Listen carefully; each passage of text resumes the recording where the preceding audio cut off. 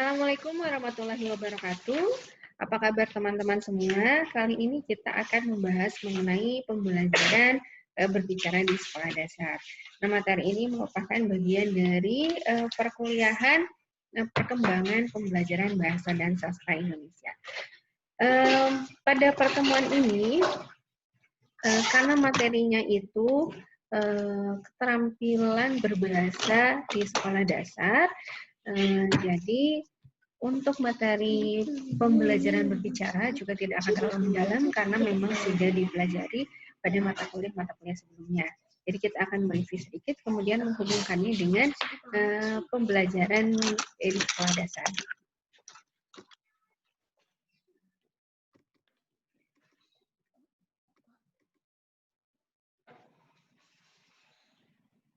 Nah, kita akan membahas mengenai apa itu keterampilan berbicara, begitu. Kemudian pembelajaran berbicara di sekolah dasar itu seperti apa. Nah, ini dia adalah pengertian dari berbicara. Berbicara adalah bentuk bahasa ekspresif yang utama. Baik anak-anak maupun orang dewasa lebih sering menggunakan bahasa lisan daripada tulisan. Dan anak-anak belajar berbicara sebelum belajar membaca dan menulis. Jadi ya tentu saja keterampilan berbahasa yang pertama dikuasai oleh manusia itu biasanya keterampilan menyimak dulu. Jadi setelah keterampilan menyimak, kemudian keterampilan berbicara. Jadi sebelum bisa membaca dan menulis, keterampilan menyimak dan berbicaralah yang lebih dulu dikuasai oleh kita. Dan berbicara adalah keterampilan menyampaikan pesan melalui bahasa lisan. Nah, keterampilan berbicara ini termasuk ke dalam keterampilan produktif, begitu ya. Jadi keterampilan reseptif itu menyimak dan membaca, produktif itu berbicara dan menulis. Begitu. Jadi dari 4 keterampilan berbahasa, menyimak, berbicara, membaca, menulis, yang produktif itu 2, yang reseptif itu 2. Gitu. Nah, selanjutnya, ada jenis-jenis berbicara menurut tarikan. Ada berbicara untuk menghibur. Jadi ketika kita berbicara, bila mengundang kelucuan gitu untuk orang lain, atau bisa menghibur orang lain, ya tentu saja jenis berbicaranya adalah berbicara untuk menghibur. Yang selanjutnya adalah berbicara untuk menginformasikan. Misalnya kita berbicara kepada orang lain, kepada lawan bicara kita mengenai suatu peristiwa. Misalnya ada kecelakaan lalu lintas di suatu tempat, bencana alam, ya kita berbicara untuk menginformasikan hal tersebut. Atau misalnya Anda menonton berita di televisi, yaitu masuknya ke berbicara untuk menginformasikan. Namun ya tentu saja harus hati-hati, informasi yang kita berikan itu harus valid, harus sahih, harus benar sesuai data dan fakta. Kita tidak boleh menyebarkan informasi yang menyesatkan gitu ya, keliru, atau mungkin kita tidak mengetahui kebenarannya, ya, hoax. Jadi sebelum Anda menginformasikan sesuatu kepada orang lain, Anda harus mengecek kebenaran dari informasi tersebut. Selanjutnya ada berbicara untuk menstimulasi. Jadi ketika Anda berbicara, Anda memberikan stimulan kepada orang lain, begitu ya, untuk melakukan sesuatu. Nah, ini berhubungan juga dengan meyakinkan dan menggerakkan.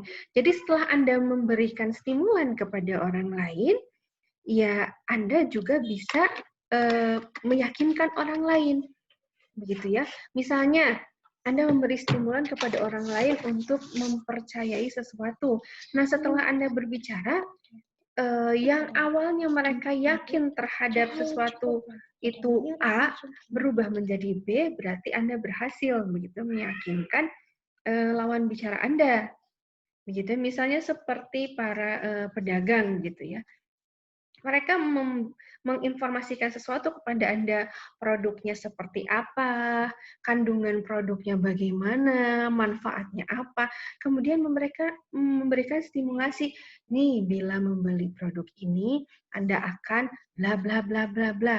dan mereka meyakinkan Anda dengan beragam cara.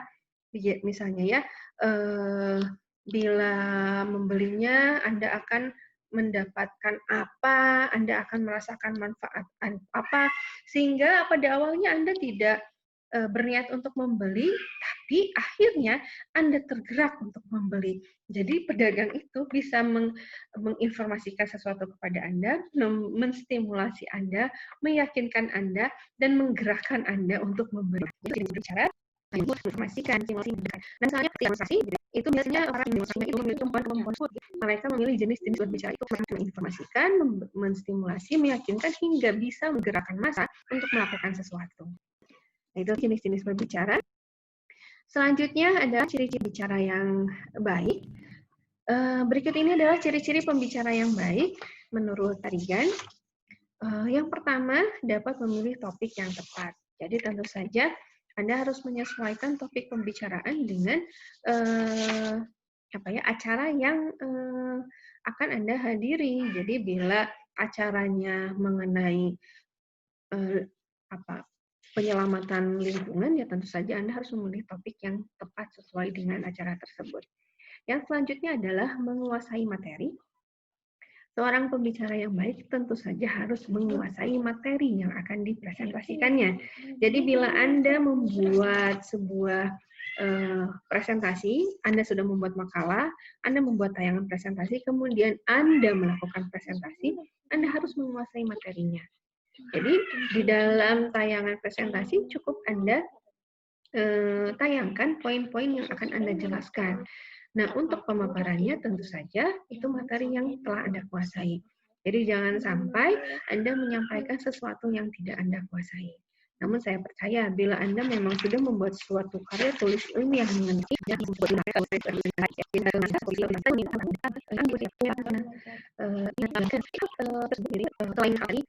usia, jenis kelamin, latar belakang pendidikan, latar belakang budaya, sosial, dan sebagainya, hal-hal itu menjadi pertimbangan bagi Anda untuk merancang presentasi Anda. Jadi tentu saja, misalnya, latar belakang pendidikan audiens Anda itu beda. Dari mulai S1, SMA, SMP, SD, begitu. Nah, ketika Anda memaparkan presentasi, tentu saja harus disesuaikan dengan pendengar Anda. Ya, tidak mungkin Anda menggunakan bahasa-bahasa ilmiah yang tinggi bila latar belakang pendidikan audiens Anda saja sudah berbeda-beda, gitu ya. Nah, atau misalnya latar belakang budaya atau wilayah audiens Anda itu berbeda-beda, namun Anda menyisipkan banyak sekali lelucon-lelucon berbahasa daerah Sunda, Jawa, gitu. Tidak akan sampai kepada audiens Anda, begitu, karena audiens Anda sebagian besar tidak mengerti apa yang Anda katakan. Jadi, Anda harus memahami pendengar. Kemudian, memahami situasi, Anda melakukan presentasi atau berbicara di mana, pada situasi apa, formal, informal, dan lain sebagainya. Hal tersebut harus menjadi pertimbangan bagi Anda. Ketika Anda menjadi pewara pada suatu acara formal dan informal, itu tentu saja berbeda. Jadi, situasi Anda berbicara itu harus menjadi pertimbangan. Kemudian Anda harus merumuskan tujuan yang jelas. Anda berbicara untuk apa? Untuk menyampaikan apa? Selanjutnya, memiliki kemampuan linguistik yang baik. Ya tentu saja Anda harus menguasai hal-hal yang berkaitan dengan kebahasaan, gitu ya. Merancang kalimat dengan baik, gitu ya, dengan bahasa yang baik, dengan tata kalimat yang baik. Ya, hal tersebut bertujuan agar audiens bisa memahami pesan yang Anda sampaikan dengan mudah. Gitu. Jadi Anda bayangkan bila Anda menyampaikan pesan atau berbicara dengan tata bahasa yang tidak baik, sehingga audiens ya tidak terlalu mengerti dengan apa yang Anda katakan. Selanjutnya, menjalin kontak dengan pendengar. Nah, ketika Anda melakukan presentasi, ketika Anda berbicara, Anda harus menjalin kontak dengan pendengar. Misalnya, Anda melakukan kontak mata dengan pendengar. Jadi, pendengar merasa bahwa Anda memperhatikan mereka. Atau misalnya Anda menyapa mereka, Pak, Bu, begitu ya. Anda melibatkan mereka dalam diskusi, misalnya Anda memberikan pertanyaan, Anda mendengarkan jawaban mereka. Jangan sampai misalnya Anda menyapa, apa kabar Bapak, Ibu? Ah ya, semuanya baik. Anda tidak mendengarkan jawaban mereka. Atau misalnya Anda melayangkan pertanyaan, tapi Anda tidak menanggapi apa yang mereka paparkan. Gitu. Jadi audiens merasa bahwa pembicara tidak berinteraksi dengan mereka, tidak menjalin kontak dengan mereka, akhirnya audiens pun tidak memberikan perhatian penuh pada apa yang Anda bicarakan. Jadi tentu saja Anda harus menjalin kontak dengan pendengar. Selanjutnya menguasai pendengar. Jadi bila Anda berbicara di dalam sebuah forum, apalagi forum yang audiensnya banyak, Anda harus menguasai mereka. Yaitu tadi dengan melakukan kontak, dengan mengajak semua audiens, tidak hanya terpaku pada audiens sebelah kiri, sebelah kanan, depan saja, atau belakang saja, tapi Anda berinteraksi dengan seluruh audiens. Selanjutnya, memanfaatkan alat bantu. Jadi bila Anda menggunakan tayangan PowerPoint, jadi manfaatkan semaksimal mungkin. Jadi jangan sampai Anda menyampaikan sesuatu yang bertolak belakang dengan tayangan Anda. Jadi apapun alat bantu yang Anda gunakan, manfaatkanlah sebaik mungkin. Kemudian meyakinkan dalam penampilan, ya. Jadi seorang pembicara tentu saja akan menjadi center bagi audiensnya. Jadi penampilan Anda harus tampak meyakinkan dalam artian di sini audiens percaya bahwa Anda menguasai materinya. Anda tampil dengan baik, dengan rapi, dengan menggunakan bahasa yang baik, sehingga audiens percaya bahwa Anda menguasai materi dan meyakinkan untuk membicarakan apa yang Anda bicarakan. Selanjutnya Anda harus memiliki rencana, gitu ya. Jadi bila Anda berbicara di suatu forum, gitu ya, apalagi forum ilmiah, Anda harus menyiapkan apa yang akan Anda paparkan, misalnya berupa poin-poin, sehingga pemaparan Anda terstruktur, tidak ada yang terlewat, tidak melompat-lompat, dan lain sebagainya. Ya. Nah, itu tadi ciri-ciri pembicara yang baik menurut tarikan. Selanjutnya adalah teknik pembelajaran berbicara di sekolah dasar, gitu ya. Maaf ini salah. Yang pertama ulang ucap, gitu ya. Anda mengucapkan sesuatu dan anak-anak mengucap ulang apa yang Anda ucapkan, kemudian Anda lihat ucapkan, Anda menampilkan sesuatu dan anak-anak mengucapkan apa yang Anda perlihatkan. Misalnya Anda memperlihatkan sebuah gambar, kemudian anak-anak memaparkan apa gambar itu atau cerita gambar itu apa gitu ya. Misalnya satu gambar atau gambar seri, nanti anak-anak bisa mengucapkan atau bercerita atau berbicara mengenai gambar yang Anda tampilkan. Selanjutnya memberikan yang sama, menjawab pertanyaan, kita sudah ketahui bersama, bertanya, pertanyaan menggali, melanjutkan cerita, melanjutkan kalimat, gitu.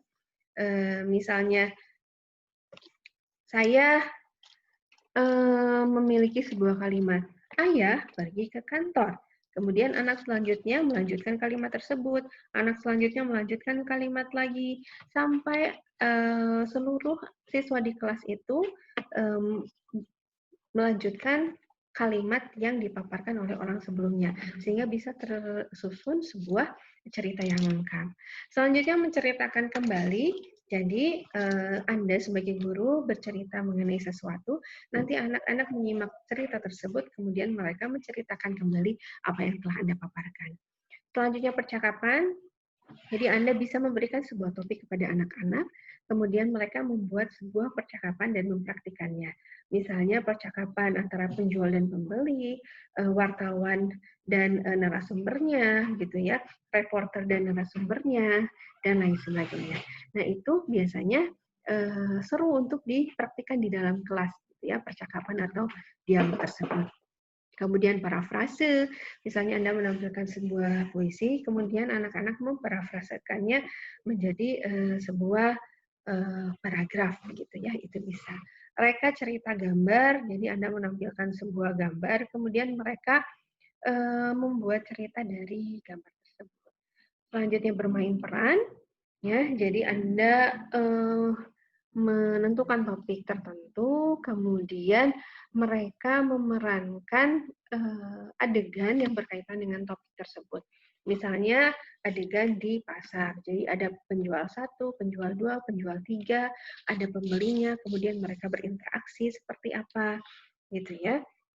Atau bermain, ya peran ceritanya sudah Anda buat di rumah, sudah dipersiapkan oleh guru. Dan biasanya ini seru ya, karena anak-anak harus memerankan peran yang terkadang ya mungkin asing di kehidupan mereka, atau belum pernah mereka temui, dan lain sebagainya. Selanjutnya wawancara. Kalau wawancara, Anda bisa menyiapkan daftar wawancara atau kisi-kisi wawancara yang harus ditanyakan oleh siswa kepada narasumbernya. Bisa siswa dengan siswa yang berpura-pura melakukan wawancara, atau siswa diminta untuk melakukan wawancara kepada orang atau narasumbernya langsung. Misalnya siswa diminta untuk mewawancarai orang tua lain yang berprofesi sebagai dokter misalnya, atau misalnya guru lain dan lain sebagainya. Nah, tadi teknik-teknik pembelajaran berbicara yang bisa Anda praktikkan di sekolah dasar. Ya, semoga teknik-teknik tadi bisa membantu kita untuk melakukan pembelajaran dengan lebih baik lagi dan memberikan stimulan kepada Anda untuk menggali pembelajaran berbicara di sekolah dasar lebih dalam dan lebih banyak lagi. Itu saja yang bisa saya sampaikan. Ya. Insya Allah kita akan bertemu lagi di pertemuan selanjutnya.